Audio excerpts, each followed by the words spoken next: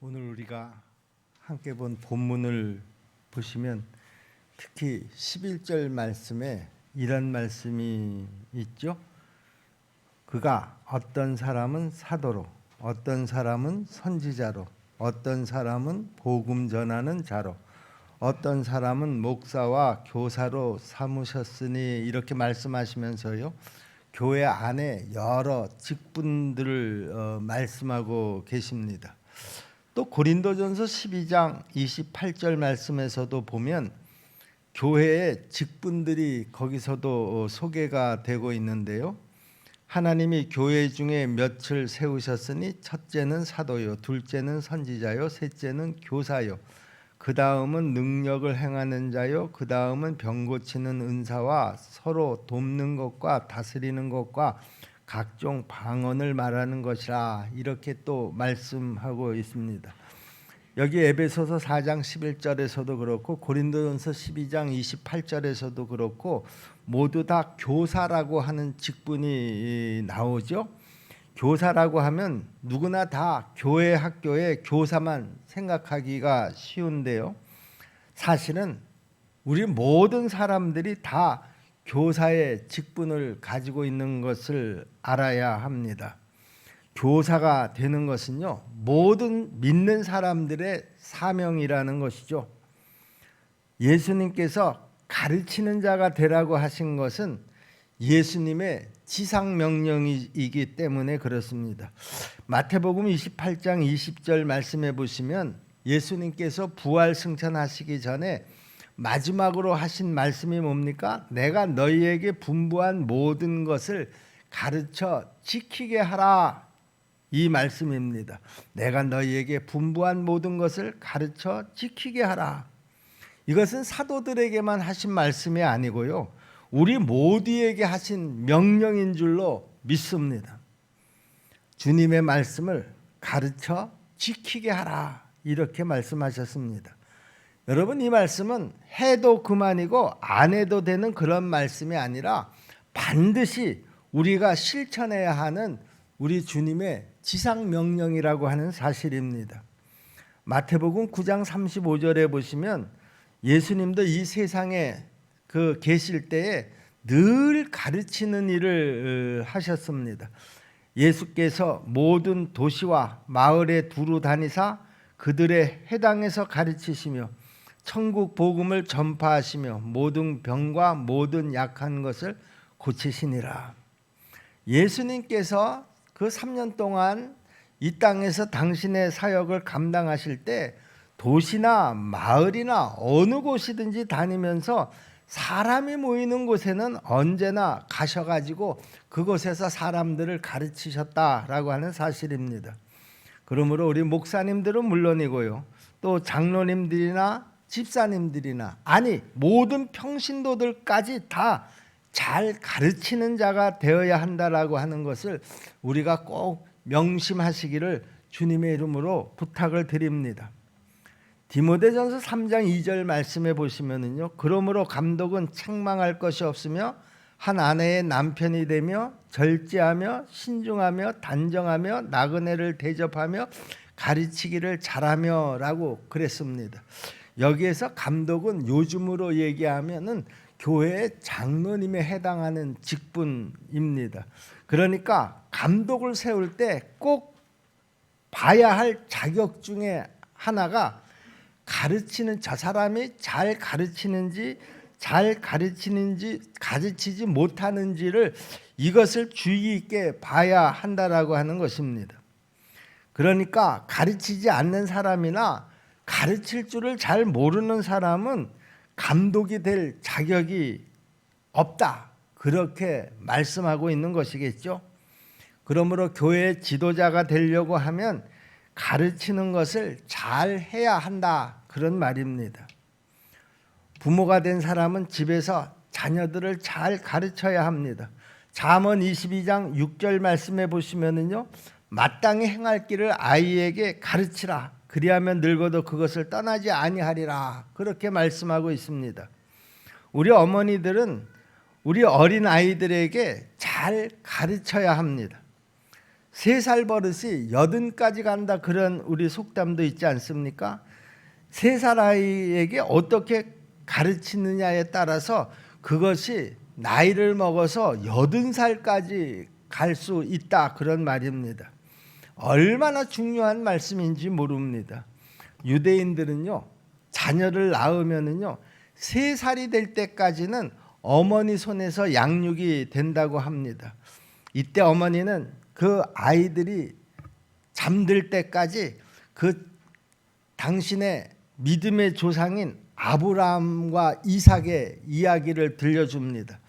야곱의 이야기를 들려주고 다윗의 이야기를 들려주고 솔로몬에 관한 이야기를 들려주면서 아이에게 유일하신 하나님이 이 땅에 살아계신다 라고 하는 것을 확실하게 알게 해주고요, 또 그 살아계신 하나님을 믿게 만드는 것이 그 부모의, 특히 어머니의 역할입니다. 그리고 4살이 되면은요, 그때서부터는 다시 아버지가 그 자녀들을 맡아서 그 아이가 12살 성인식을 치를 때까지 자녀들에게 하나님의 말씀을 가르치고 또 직업 교육까지 시킨다고 그럽니다. 왜냐하면 그 자녀가 그 이제 성인이 되어서 자기의 생계를 꾸려갈 수 있도록 직업 교육을 시키지 않으면 결국 자기 자녀들이 남의 것을 도둑질하게 되는 그런 결과를 가져오기 때문입니다.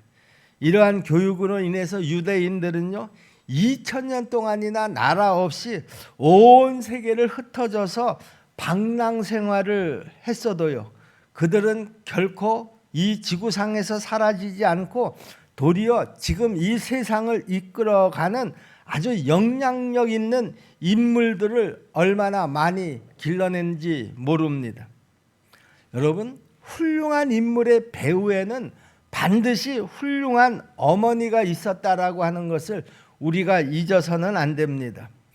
성경 말씀을 통해서도 우리가 그런 사실을 얼마든지 확인할 수가 있는데요, 모세의 어머니 요게벳 여러분 다 잘 아시죠?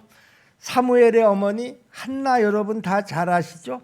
웨슬레의 어머니 수산나 여러분 또 잘 아시죠? 링컨의 어머니 낸시 여러분 다 잘 아시죠? 한결같이 공통점이 있습니다. 이 어머니들의 학력이 별로 높지 않았다라고 하는 것입니다. 그런데 또 뿐만 아니라 이들이 당신의 아이들을 양육할 때 그 환경도 말할 수 없이 열악한 환경이었었다라고 하는 것이죠. 그럼에도 불구하고 그 어머니들은 무엇보다도 하나님의 말씀을 그 자녀들에게 열심히 가르쳤기 때문에 그 자녀들이 결국에는 위대한 하나님의 사람들이 될 수 있었다라고 하는 것입니다. 여러분, 우리는 지금 자녀들에게 무엇을 가르치고 있습니까? 내가 자녀들에게 무엇을 가르쳐야 되겠다라고 하는 그 주된 관심사가 뭐냐, 그런 얘기죠.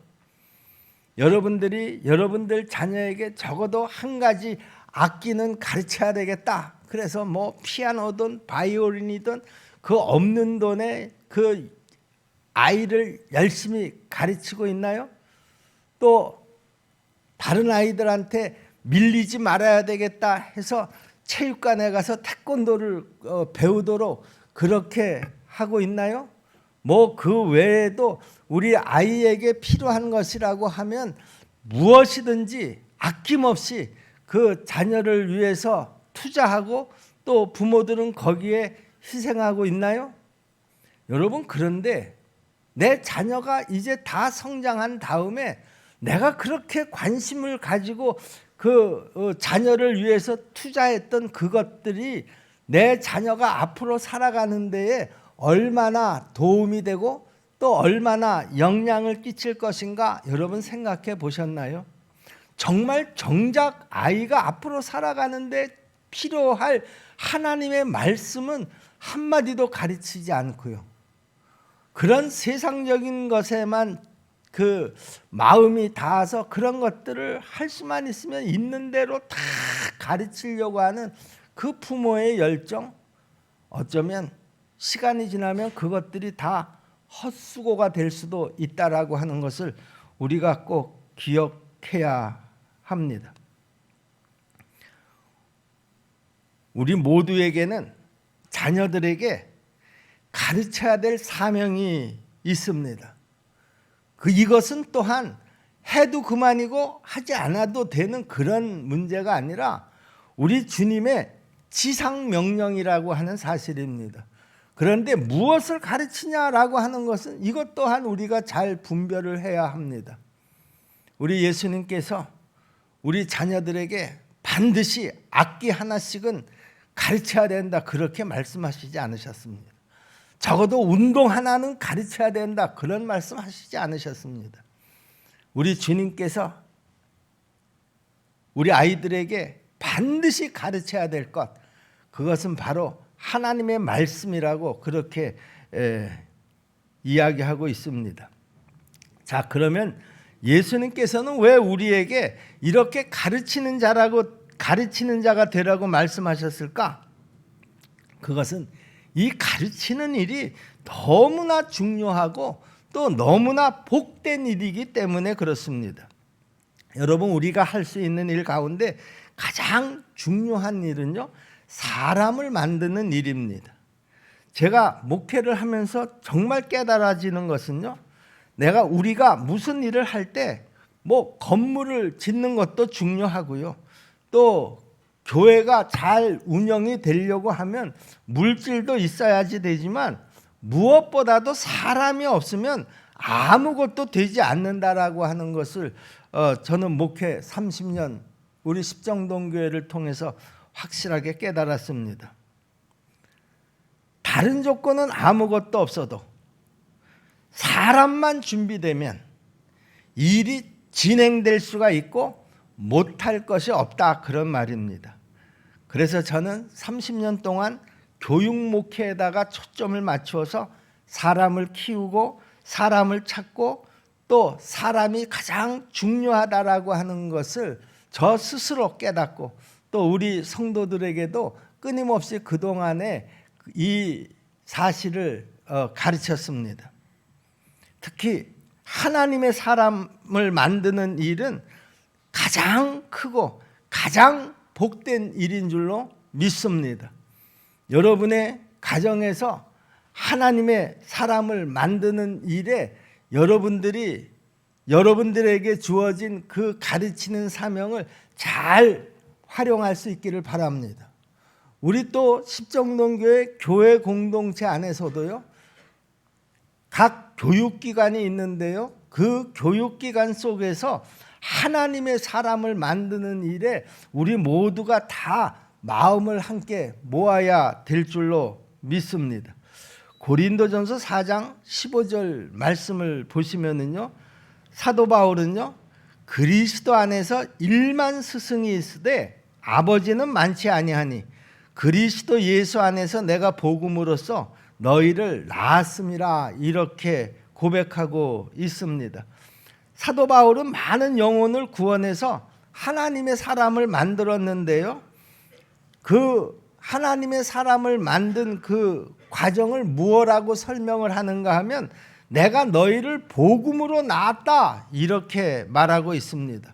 사도 바울은 당신이 영적인 아버지다라고 하는 사실을 밝히고 있는 것입니다. 저와 여러분들도 우리 사도 바울처럼 많은 사람들을 하나님의 사람으로 만들어서 영적인 부모가 되어야 될 줄로 믿습니다. 여기 에베소서 4장 12절에서는요, 예수님께서 교회에 여러 가지 직분을 세우신 목적을 지금 말씀하고 계시는데 그 첫 번째 목적이 뭐냐? 이는 성도를 온전하게 하여 봉사의 일을 하게 하며 그리스도의 몸을 세우려 하심이라 그렇게 말씀하고 있습니다. 성도들을 온전하게 하는 것, 즉 온전한 성도가 되게 한다라고 하는 것은 거듭난 성도가 되게 한다라고 하는 것과 같은 말입니다. 우리가 진심으로 예수를 믿고 영접한 사람, 믿음으로 구원받아서 하나님의 자녀가 된 사람이 바로 온전하게 된 사람이라는 것이죠. 우리가 전도를 해서 사람들을 교회로 데리고 오지만은요, 그 교회로 데리고 온 사람이 한번 교회에 온다고 해서 갑자기 온전한 성도가 되는 것은 아닙니다. 우리는 그 데려온 성도를 만들어 가야 하는 것입니다. 그러기 위해서 얼마나 많은 수고가 뒤따라야 하는지를 모릅니다. 그래서 갈라디아서 4장 19절 말씀을 보시면은요, 나의 자녀들아 너희 속에 그리스도의 형상을 이루기까지 다시 너희를 위하여 해산하는 수고를 하노니, 그렇게 말하고 있습니다. 사도 바울은 믿음이 없는 성도들을 하나님의 사람으로 만들어 가기 위해서 해산의 수고를 한다, 그렇게 이야기하고 있습니다. 교사의 사명은요, 무엇보다도 첫째가 온전한 성도를 만드는 것이고요, 둘째는 그 만들어가는 그 성도를 하나님의 일에 봉사하게 만드는 것이고요, 다시 말하면 일꾼 신자를 만드는 것이다, 그런 말입니다. 일꾼 신자라고 하는 것이 어떤 신자를 말합니까? 은혜 받은 신자를 말합니다. 자기가 무엇을 해야지 되는지 그 사명을 깨달은 사람입니다. 그리고 하나님을 기쁘시게 해드리면서 살려고 하는 사람이 바로 온전한 성도라는 것이죠. 사실 교회 안에 이런 사람 한 사람만 있어도요, 100명이 못하는 일도 이 한 사람이 감당해 내는 줄로 믿습니다. 교회 사명 세 번째는요, 일꾼 신자를 키워서 하나님의 몸된 교회를 세워가는 것입니다. 그 교회의 실력은요, 무엇보다도 그 교회의 일꾼 신자가 얼마나 되느냐에 따라서 그 교회가 얼마나 실력이 있는지, 얼마나 건강한지를 우리에게 알려주고 있습니다. 우리 교회 학교의 교사들이 믿음이 약한 학생들을 온전한 믿음의 사람으로 만들어가기 위해서는 바로 이런 사랑의 수고가 뒷받침되어야 한다라고 하는 것이죠.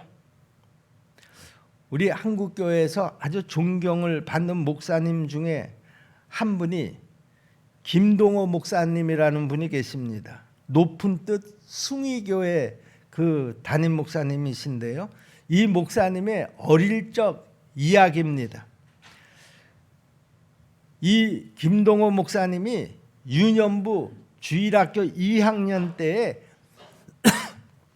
그 교회에서 성경 암송대회가 있었는데요, 1학년들은 주기도문을 암송하는 것이었고요, 2학년은 사도신경을 암송하는 것이었고요, 3학년은 십계명을 암송하는 것이었었는데요, 각 그 유년부 1학년, 2학년, 3학년 반에서 한 명씩 대표를 뽑아서 나가게 되었다고 그럽니다. 그런데 그때 그 김동호 목사님이 그 속해 있는 2학년 반에서는요, 나갈 학생이 마땅치를 않았었던 것 같아요. 그래서 이제 그 암송 대회가 있는 날 아침까지도 그 나갈 학생이 정해지지 않으니까 그 2학년 담임 선생님이 이 김동호 어린이를 불러서, 야, 아무래도 네가 나가야지 되겠다, 지금서부터 우리 그 준비를 하자. 그래서 이 김동호 어린이를 데리고 그 다른 방으로 가서 이제 사도신경을 막 외우도록 그렇게 했다고 그럽니다. 자, 그런데요, 그렇게 막 그냥 당일치기로 불이 나게 외워서 대회를 나갔는데요, 그날 이 김동호 어린이가 특상을 받았다는 겁니다. 그때 이 김동호 어린이 가정 환경은 굉장히 가난했고요, 그래서 어디 사람들 앞에 잘 나서지도 않는 아주 내성적인 성격을 가지고 있었고요, 그런 어린이였었는데 그날 그 성경 암송 대회에 나가서 특상을 하고 나서는 성격이 우선 달라졌다라고 하는 것입니다. 그리고 자기가 내가 외우는데 아주 실력이 있다라고 하는 것을 그때 자기가 스스로 알게 되었다고 그럽니다. 그리고 특상을 한 그 김동호 어린이를 그 담임 선생님이 너무 좋아서 그 특상을 받고 나오는 그 김동호 어린이를 끌어안고 무릎에 막 앉혀놓고 너무 좋아하시는데요. 이 김동호 어린이가 그때 그 담임 선생님의 품이 그렇게 좋을 수가 없었다는 거예요. 이게 내가 지금 꿈을 꾸고 있는지 생시인지 이게 막 구분이 안 될 정도로 그 담임 선생님의 품이 그렇게 좋았다라고 하는 것입니다. 상으로 받은 노트와 여러 가지 그 학용품을 하나로 안고 교회를 나오는데요. 이 김동호 어린이가 얼마나 좋은지 그날로 그 김동호 어린이의 인생이 바뀌었다라고 하는 것이죠. 그때부터 김동호 어린이의 특기는 교회 다니는 것이 특기가 되었다고 합니다. 초등학교 2학년 학생이요. 주일 예배, 저녁 예배에도 나오고요. 수요일 예배도 나오고요. 심지어는 새벽 기도도 나오고요.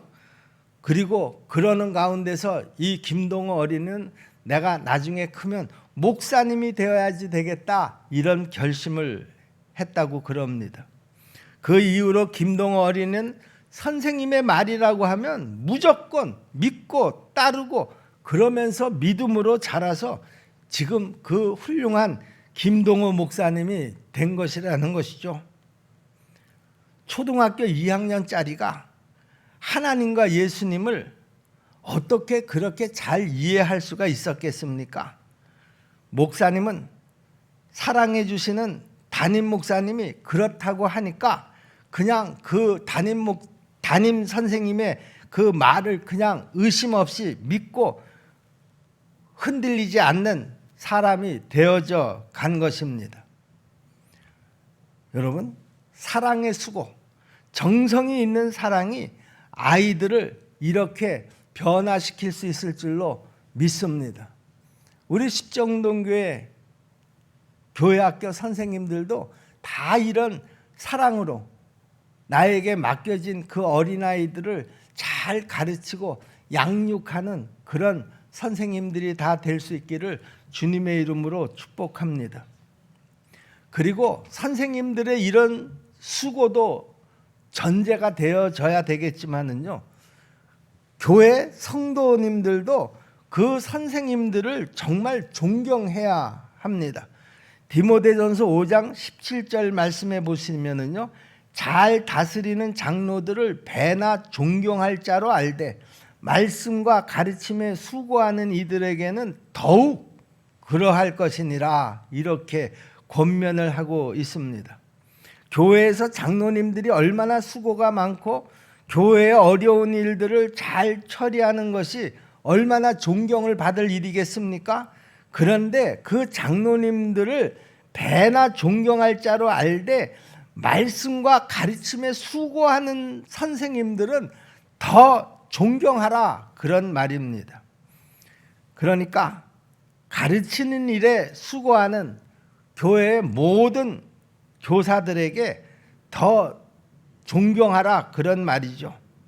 저는 이 말이 얼마나 중요한 말씀인지 모릅니다. 일본의 한 초등학교 교사 모임에서 그 선생님 한 분이 자기의 이런 경험을 소개했다고 합니다. 자기가 생물 수업을 마치고 학생들한테 질문이 있으면 질문을 하라 그렇게 물었는데요. 한 학생이 선생님도 한 번도 들어본 적이 없는 박테리아에 대해서 설명을 해달라고 질문을 하는 것입니다.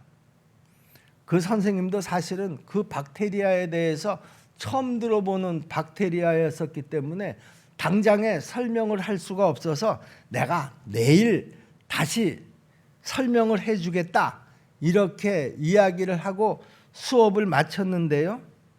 그 선생님이 퇴근을 한 다음에 아무리 그 박테리아에 관련된 책을 뒤져봐도 학생이 질문한 그 박테리아에 대해서는 전혀 알 수가 없었습니다. 사실 그 질문한 학생의 아버지는 도쿄대학의 생물학과 교수였답니다.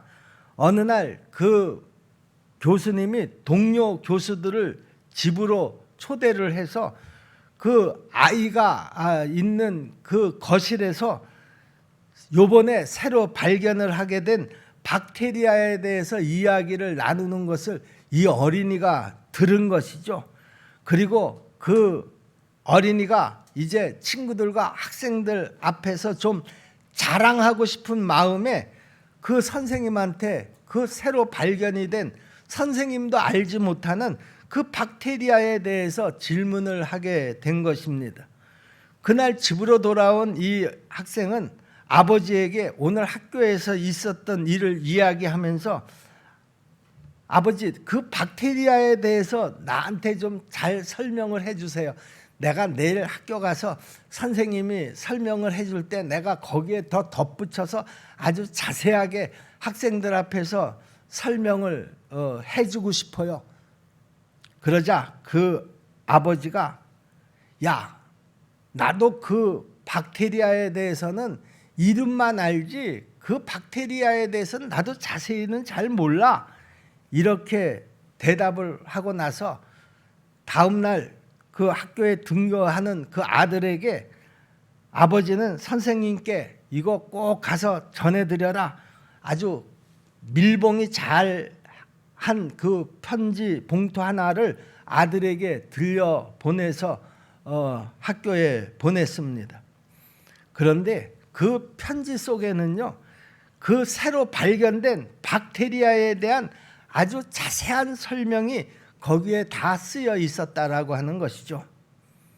자기 아버지 같이 훌륭한 박사도 잘 모르는 박테리아에 대해서 그 편지를 본 선생님이 학생들에게 아주 자세히 설명을 해주니까 그 아이는 그때서부터 자기 반 담임 선생님이 제일 훌륭한 선생님이다 이렇게 생각을 하게 되었다라고 하는 것입니다. 자기 아들을 위해서 교사의 권위를 높이고 존경받는 선생님이 될 수 있도록 이 아버지의 지혜가 얼마나 훌륭하냐 그런 말입니다. 여러분, 여러분의 자녀들이요 교회 학교에서 선생님을 깔보고 업신여기면 여러분의 자녀들이 선생님의 말을 잘 들을 것 같나요? 여러분들이 집에서 목사님들의 이런저런 약점이나 흠을 가지고 막 자녀들이 듣는 데서 이야기를 하면 나중에 그 자녀들이 자라서 목사님의 이야기를 잘 들을 것 같습니까? 만약에 여러분의 자녀들이 선생님의 말도 잘 듣지 않고 목사님의 말도 잘 듣지 않는다고 하면 그 여러분의 자녀의 미래가 어떻게 될 것인가를 여러분 생각해 보셨느냐 그런 말이죠. 여러분, 제가 자주 말씀드리는 말인데요. 여러분, 절대로 집에서는요 목사님의 험담을 하지 마시라 그런 얘기예요. 부부가 나중에 둘이 조용히 있을 때는 뭐 어떻게 이야기를 하더라도요 자녀들이 듣는 그런 장소에서 그 목사님의 험담을 하지 않도록 또 선생님들의 험담을 하지 않도록 정말 주의하시기를 바랍니다. 목사님을 위해서가 아니에요. 그 선생님들을 위해서가 아니에요. 여러분들의 자녀들을 위해서 그렇게 하시라 그런 말입니다. 갈라디아서 6장 6절 말씀을 보시면은요, 가르침을 받는 자는 말씀을 가르치는 자와 모든 좋은 것을 함께 하라 그랬습니다. 뭐 이 말을 그대로 해석을 하면 교사들을 또 가르치는 자들을 잘 대접하라 그런 말씀이겠죠? 여러분, 교사들이 얼마나 여러분의 자녀들을 바르게 양육하기 위해서 수고하는지 아십니까? 그런데 여러분들은 그 여러분의 자녀들을 또 여러분들을 가르치는 그 선생님들에게 우리 아이를 또 저를 잘 가르쳐 주셔서 감사합니다. 1년에 한 번이라도 카드 한 장, 감사의 카드 한 장을 보내신 적이 있으시냐, 그런 말입니다. 우리 십정동계 성도 여러분, 교회의 그 가르치는 자의 역할이 얼마나 중요한가 하는 것을 우선 가르치는 자도 확실하게 사명감을 가지고 가르쳐야지 되겠고요. 또 그 가르침을 받는 자들도 그 가르치는 자의 수고가 얼마나 큰가 하는 것을 항상 마음에 감사하는 마음을 가져야 된다, 그런 말입니다. 여러분, 우리 한국교회의 미래는 바로 이 교회 학교에 저는 달려있다고 생각을 합니다. 영국의 톰 리즈라고 하는 사람이 조사를 해봤습니다. 영국 전체 크리스찬들의 75%가요 14살이 되기 전에 그리스도를 믿었다라고 하는 것이죠. 그리고 20%는 14살에서 21살 사이에 주님을 영접했다고 합니다. 그러니까 교회 학교서부터 청년부까지 사이에 95%가 그때 예수를 영접하고 예수를 믿게 됐다라고 하는 것이죠. 그리고 21세 이후에 그리스도를 영접한 사람은 전체 신자의 5%밖에 되지 않았다라고 하는 것입니다. 미국의 경우도 같은 통계를 가지고 있는데요. 미국 크리스찬의 86%가 15세 전에 그 예수를 믿었고요. 10%는 15살 때서부터 30세 사이에 예수를 믿게 되었고요. 30세가 넘은 후에 예수를 믿고 구원받은 사람의 숫자는 4%밖에 되지 않았다라고 하는 사실입니다. 이것은 주일학교를 나왔을 때 예수를 믿고 영접한 사람이 교인이 되고 그 이후에 너무나 작은 수의 사람이 예수를 믿게 되었다라고 하는 것입니다. 바로 이 통계는 우리 교회 학교의 미래를 보여주고 있는 것입니다. 교회 학교가 이렇게 중요한데요. 우리 십정동교회 교회 학교는 이 코로나가 오기 전에는 아주 건강한 교회로, 그리고 우리 성결교단에서도 아주 그 이름이 나는 그런 아주 좋은 그런 교회 학교였었는데요. 이 코로나로 인해서 교회 학교가 무너졌습니다. 중고등부가 무너졌고요. 교육기관들이 우리 교회뿐만이 아니라 많은 교회들이 다 무너져서 아예 명목도 이어가지 못하고 사라진 그런 교회들이 헤아릴 수도 없이 많다고 그럽니다. 그나마 그래도 십정동 교회는 명맥은 이어가고 있습니다. 여러분, 그런데요, 제가 그 교회학교 담당 교역자들과 그 회의를 하면서 듣는 이야기인데요. 목사님, 그런데요, 우리 교회에 성도들 자녀들도 안 나오는, 그 교회학교에 안 나오는 그런 아이들이 있어요. 저는 그 이야기를 들을 때마다 너무 가슴이 아픕니다. 교회학교 교사들이 그 가정 방문을 하면서 부모들을 막 설득을 시킵니다. 제발 교회를 좀 보내달라고 설득을 시킵니다. 이게 저는 무슨 일인지 모르겠어요. 부모들이 우리 아이를 좀 잘 가르쳐 주십시오 하고 사정을 해도 될까 말까 한 일을 거꾸로 지금 돼가고 있다라고 하는 것이죠. 선생님들이 가정 방문을 해서 그 부모들을 설득을 시켜야 겨우 보내주는 그런 환경이 되고 말았다라고 하는 것이죠. 이런 상황이 앞으로 점점 더 광범위하게 퍼져갈 것이라는 것이죠. 그 말은 우리 대한민국의 교회의 미래가 상당히 어둡다, 그런 말입니다.